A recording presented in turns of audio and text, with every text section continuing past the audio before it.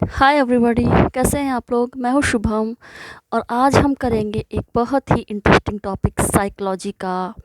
या अगर आप दे रहे हैं सीटेट तो सीडीपी में ये टॉपिक है। टॉपिक का नाम है डिफेंस मैकेनिज्म, जो कि है मेथड्स ऑफ एडजस्टमेंट में आता है। किसे दिया है इसने? इसे दिया है सिगमंड फ्रेड ने, जो कि एक ऑस्ट्रियन न्यूरोलॉजिस्ट थे। कुछ लोग इन्हें मानते हैं फादर ऑफ साइकोलॉजी। हैं ये founder of psycho analysis branch के। इनके बहुत ही सिग्निफिकेंट योगदान रहा है साइकोलॉजी में। इन्होंने बताया है हमारे ईगो और सुपर ईगो के बारे में, और बहुत सी चीज़ें हैं। अगर आप सर्च करेंगे तो आपको पता चलेगा इनके बारे में। इन्होंने ये भी बताया है कि सपनों का हमारे दिमाग से क्या लेना देना है, कि जो चीज़ आइडियाज़ हमारी छुपी हुई रहती हैं वो हम सपनों में देखते हैं उन चीज़ों को। और इन्होंने बताया है कि कैसे हमारे थॉट्स, हमारे मेमोरीज़ कैसे इन्फ्लुएंस्ड होती हैं हमारे सबकॉन्शियस, सॉरी, अनकॉन्शियस माइंड से। आगे चलते हैं। मेथड्स ऑफ एडजस्टमेंट होता क्या है? ये मेथड्स ऑफ एडजस्टमेंट देखिए, आपको पता है हम सभी लोग अपने इन्वायरमेंट में एडजस्ट करते हैं, सोसाइटी में एडजस्ट करते हैं, कई तरीके से एडजस्ट करते हैं ना। हमारा दिमाग बड़ा चालाक है, इसको पता है कि हमें रहना है बैलेंस में इन्वायरमेंट के साथ, है ना। तो अगर हम ना एडजस्ट करें तो क्या होगा? बहुत स्ट्रेस होगा हमारे दिमाग में, नेगेटिव थॉट्स आएंगी, बहुत शेम गिल्ट के साथ भर जाएंगे। उन्हीं चीज़ों के बारे में आज मैं बताने वाली हूँ आपको। आइए स्टार्ट करते हैं। पहला है डायरेक्ट मेथड और दूसरा है इनडायरेक्ट मेथड, है ना। Methods of adjustment. और मैं आपको चीज़ बता, देखिए मैंने लिखा भी है यहाँ पे।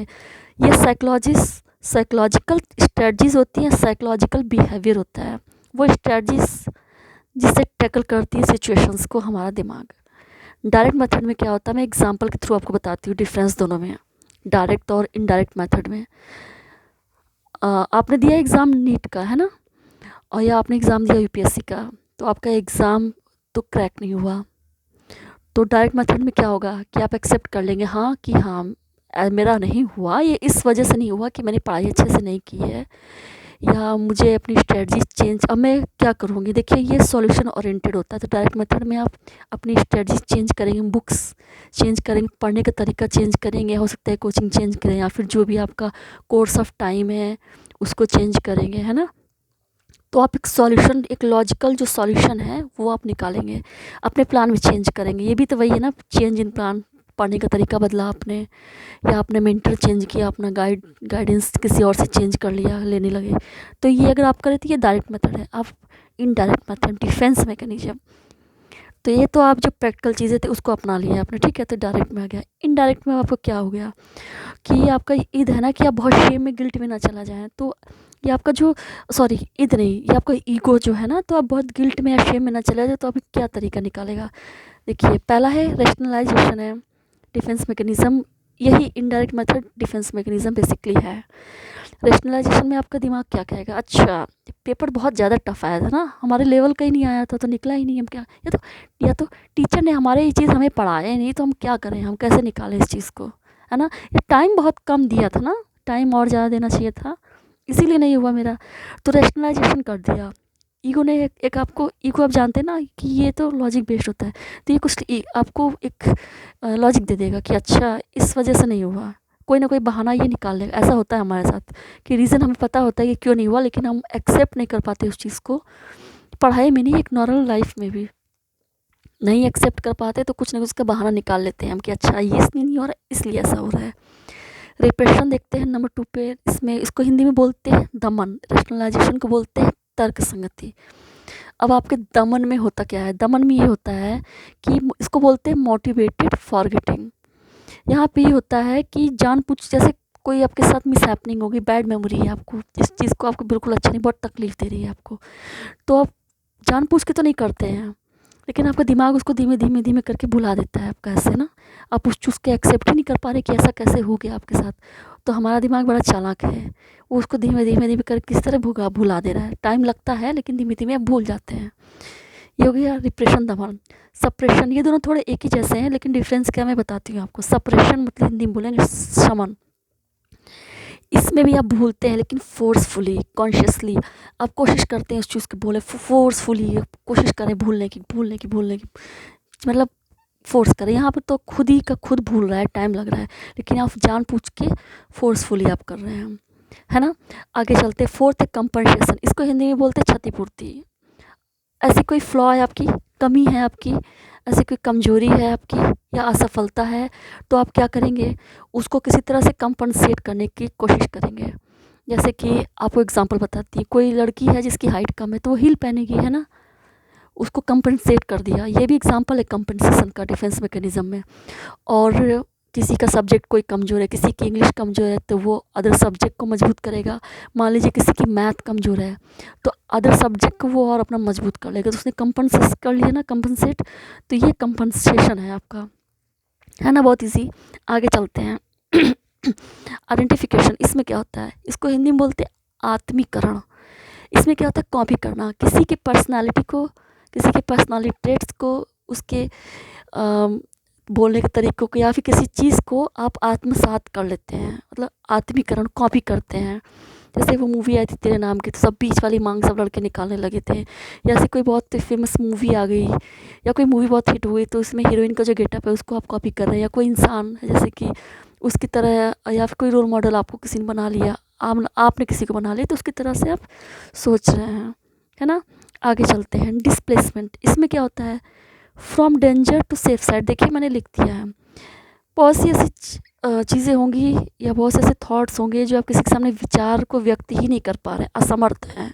बहुत सी इच्छाएं हैं जो व्यक्त नहीं कर पा रहे किसी उसको, तो खुद कहीं ना कहीं तो आप निकालेंगे किसी के सामने, कहीं ना कहीं आप उन थॉट्स को अपने रिलीज़ करें, किसी के सामने बोल देंगे या किसी और तरीके से बोल देंगे, या फिर हो सकता है किसी और वे में बोले, ज़रूरी नहीं कि आप मुँह से बोलें। इसका एग्ज़ाम्पल है, ये पॉजिटिव भी हो सकती है और ये नेगेटिव भी हो सकती है। देखिए आपको एग्ज़ाम्पल बताती हूँ डिस्प्लेसमेंट का, कि डेंजर लिखा ना, danger side to safe side, जहाँ पे आपको सेफ़ फील होगा। मान लीजिए आपको बॉस में आपके बहुत डांटा आपको ऑफिस में, तो आप जानते हैं बॉस ने डांटा, आपको ही मन करता है उसको डांटने का, चिल्लाने का, लेकिन नहीं बोल सकते, आपको जॉब से निकाल सकता है। तो आप घर आके गुस्सा अपने बच्चे पे उतार दिए, गुस्सा आपका वही है, अब उसका गुस्सा किसी और पे उतारना, ये अच्छा नहीं होता है बिल्कुल भी।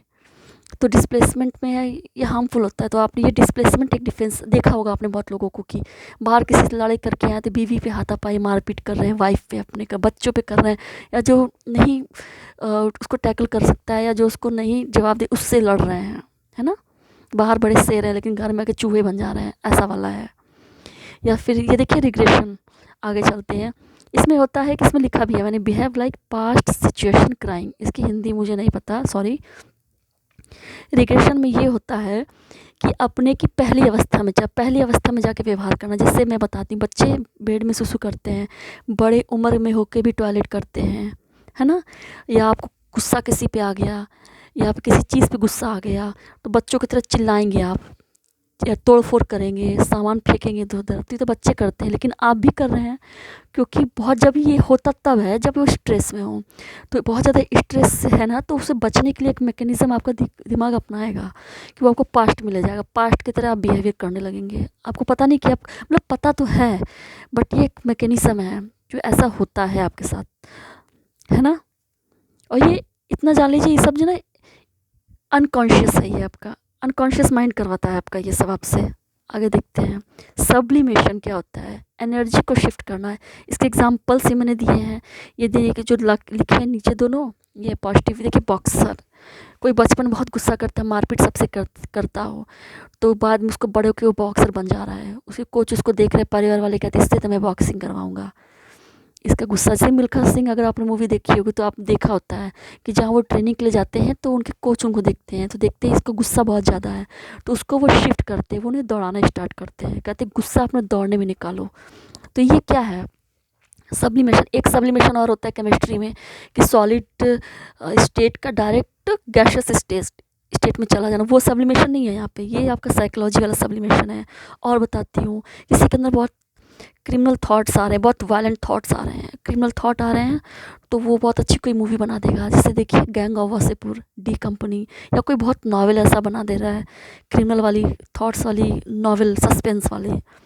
ऐसा है, कोई बहुत ग्रीडी है तो वो बड़ों के शेयर मार्केटिंग में चल जा रहा है, या फिर ऐसे किसी बिजनेस चला जाए उसके बहुत पैसे मिल रहे हैं या दूसरों को ही बता रहा है ऐसे पैसे कमाओ, तो ये वाला है। ये सब तो नेगेटिव साइड्स हो गई, लेकिन कैसे एनर्जी शिफ्ट कर दी अपने पॉजिटिव साइड में। एडवर्टीजमेंट बहुत थॉट्स उसको तरीके तरीके विचार आते हैं, ये करूँगा वो करूँगा वो, या बहुत ड्रामेटिकल है, तो देखिए एडवर्टाइजिंग एजेंसी में शिफ्ट करा है अपनी एनर्जी। तो किसी को बहुत बातें करने का शौक, ये तो पॉजिटिव एस्पेक्ट है। तो घर से कितनी बातें करेगा, घर वालों से, दोस्तों से कितनी बातें करेगा, तो वो साइकियाट्रिस्ट बन जा रहा है बड़ा होके, है ना। ये भी शिफ्ट कर रहा है एनर्जी को। डिनायल मोड में क्या आता है आपका, दिख रहा है आपको, हाँ डिनायल मोड।